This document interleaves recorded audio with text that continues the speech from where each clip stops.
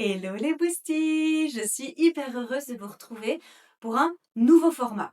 J'en ai parlé dans une de mes vidéos précédentes quand j'ai fait mon bilan et j'ai dit que j'avais envie d'avoir une petite capsule comme ça dans laquelle je peux m'exprimer sur l'entrepreneuriat, sur mon entrepreneuriat, que j'ai appelé dans mon cœur d'entrepreneur et j'ai envie de partager dans un format un peu plus court, je l'espère.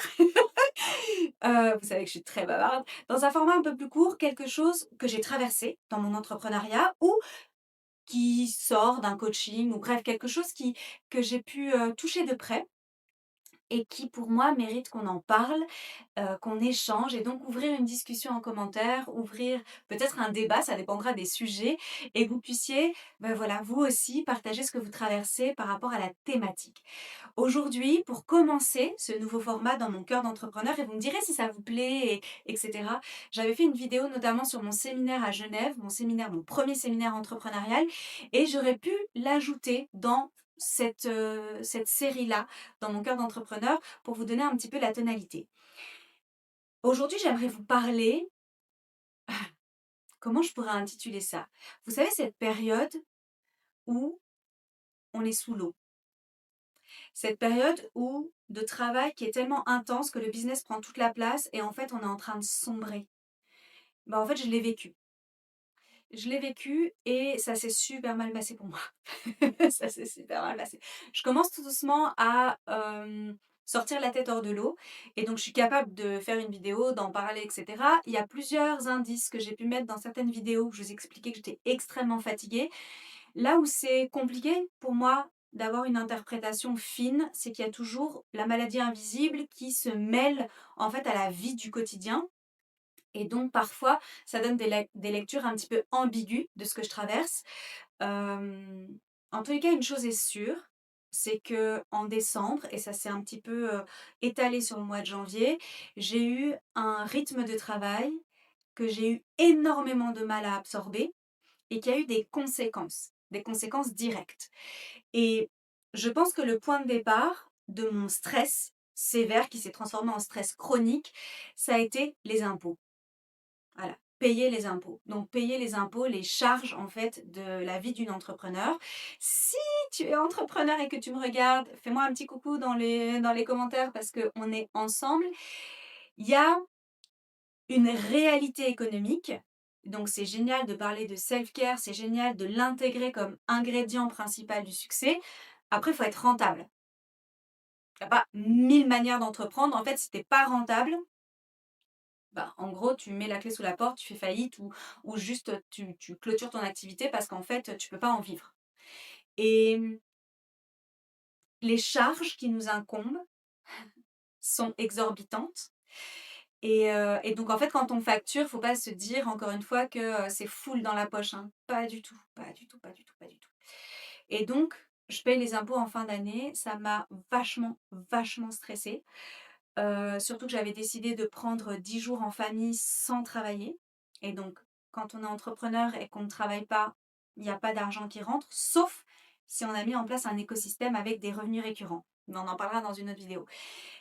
Et donc je pense que ça a été un peu mon point de départ, et donc d'avoir des journées qui, ne respectaient ni mes limites ni mes besoins. Ça, c'est une super phrase que je balance tout le temps, mais concrètement, ça veut dire quoi? Ça veut dire que si je suis fatiguée, je travaille, si j'ai pas envie, je travaille. Si, je suis hyper nerveuse et que je commence à développer des troubles du sommeil, en fait, je me dis que ça va passer.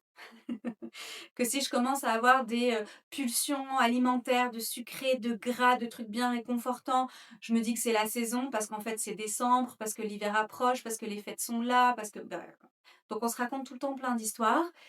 Sauf qu'à un moment donné, en fait, quand on développe des petites crises d'angoisse et ça m'est arrivé, et c'est pas tout à fait géré encore, là peut-être qu'il est temps de tirer sur la sonnette d'alarme et de dire: «Non, il y a un truc qui fonctionne pas du tout» et il y a eu 2 messages que j'ai reçus, de 2 copines business, Julie et Mélia, si vous me regardez, gros big up, qui m'ont fait me dire que c'était intéressant que je fasse cette vidéo. Julie, elle m'a dit parce que je vais vous dire ce que j'ai mis en place du coup pour ralentir tout ça et pour prendre soin de moi. Julie, elle m'a dit: «Mais en fait, ce que tu es en train de faire» et ça c'était mi-décembre, ce que tu es en train de faire, je l'aurais jamais fait. Et c'est ultra inspirant de voir comment toi tu gères ce genre de trop-plein, comment tu rebondis, et cetera. Et franchement, merci de l'avoir partagé. Donc ça, c'était mi-décembre. Et là, début janvier, la semaine dernière, Mélia, on se faisait des mémos, et cetera. On se racontait nos vies et elle me dit: «Bah ça, Laurine, c'est une de tes forces.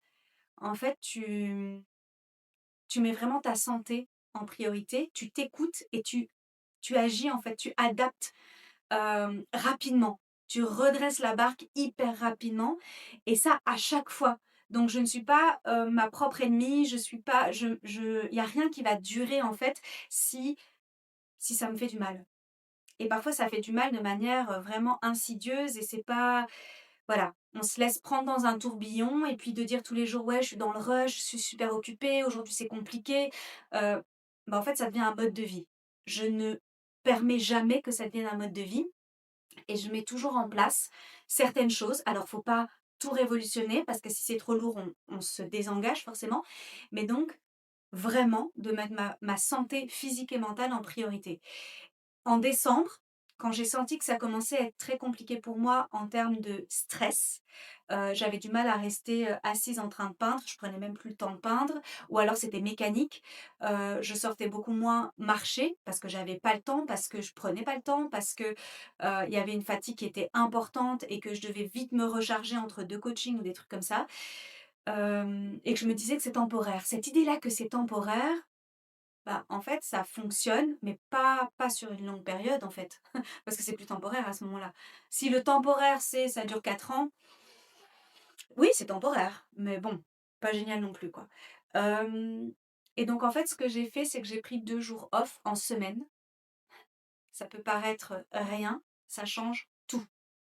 Quand j'ai vu que ça commençait à être compliqué pour moi, que ça touchait mon sommeil, que ça touchait mon alimentation, que j'étais nerveuse pendant la journée, que j'oubliais, ça aussi, que j'oubliais ce que j'avais dit dans mes mémos, à ma famille, à mes copines et tout, que je suis plus du tout ancrée dans le moment présent, qu'il y a une perte de motivation, que, j'ai du mal à me mettre à travailler, que c'est vraiment un effort, que j'ai envie de tout reporter, que voilà, ça c'est des indicateurs par exemple, pour moi en tout cas, peut-être pour toi aussi tu me diras et je me suis dit: «OK, il faut impérativement du temps pour moi». Est-ce que je peux prendre une semaine? À ce moment-là, c'était pas possible. Il faut aussi être réaliste. Par contre, est-ce que je peux bloquer 2 jours en semaine, sans coaching, sans bureau, sans créa, sans rien? Juste du temps pour moi et je l'ai fait. J'ai pris 2 jours, ça veut dire quoi? Ça veut dire moins de chiffre d'affaires. Bah ouais, bah je fais moins rentrer d'argent si je coache pas, OK.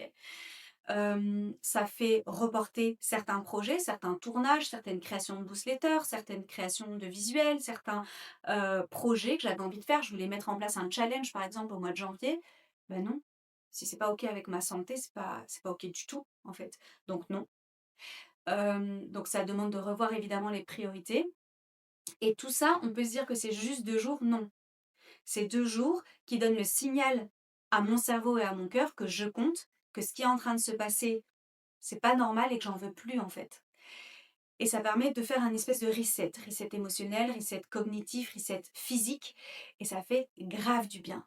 Si, quand tu prends ce moment off pour toi, bah en fait tu culpabilises, ça crée de l'insécurité, bah c'est contre-productif, donc ça se prépare. Et quand j'ai décidé de prendre ces 2 jours off, bah, j'ai décidé de le faire la semaine d'après pour que je puisse m'organiser en fait par rapport à mon boulot. Parce qu'en fait, j'ai pas un travail qui me permet, je sais pas qui a un boulot qui lui permet, mais bon, de stopper comme ça, de dire ok, demain je bosse pas.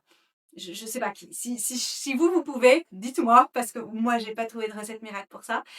Et, et en fait, je me suis fait masser, je suis allée au ciné, je suis allée chercher de la nourriture que j'adore en takeaway.